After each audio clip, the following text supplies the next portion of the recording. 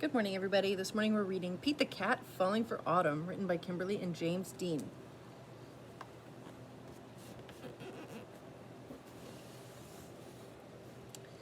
It is the first day of fall, and Pete the Cat is feeling blue.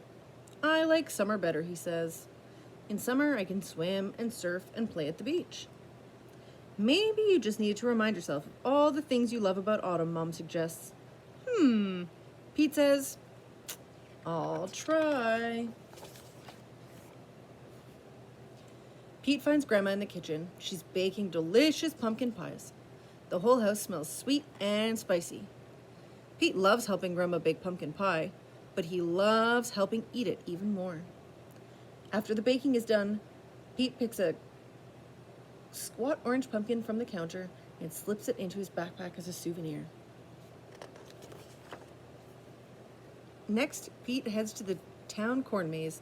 Pete and his friends wander through the long, twisty paths made of tall corn stalks. The best part of the corn maze is getting lost and having to start all over again.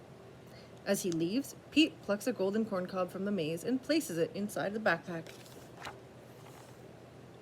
Then Pete visits Grandpa, who is knitting on the porch.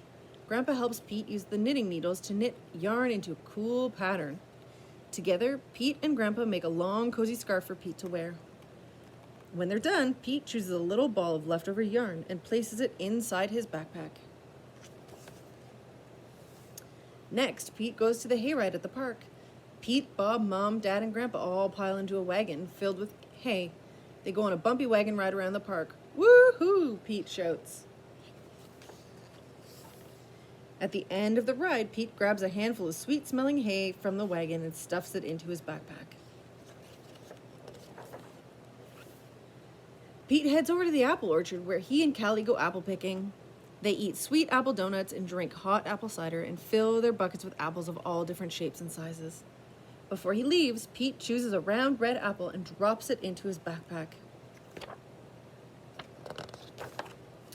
Next, Pete stops by the park. He plays touch football with Bob and their friends. Pete scores a touchdown and everybody cheers. After the game, Pete grabs Bob's football and stuffs it into his backpack. It barely fits. Bob won't mind if I borrow this, Pete says. Finally, Pete heads back home, but he stops in his front yard, which is covered in bright leaves falling from the trees. Pete helps his dad rake the leaves into big, colorful mounds. Then Pete runs and jumps into all the leaf piles. After he's done jumping, Pete picks a bunch of red and gold and orange leaves and stuffs them into his backpack. Pete's backpack is bursting with fall souvenirs. He can't wait to show Mom. I love autumn, Pete says. Wonderful, says Mom. You know, these would make great decorations for Thanksgiving. So Pete helps Mom fill a basket with all his mementos. They place the basket at the center of the table. You did a great job, Pete, says Mom. It's beautiful, says Dad. Is that my football? Asked Bob. And then the doorbell rings. The Thanksgiving guests are here. All of Pete's family and friends gather around the dining room table. They tell stories and laugh at jokes while they eat. Everyone is having a great time. Pete looks around the table and smiles.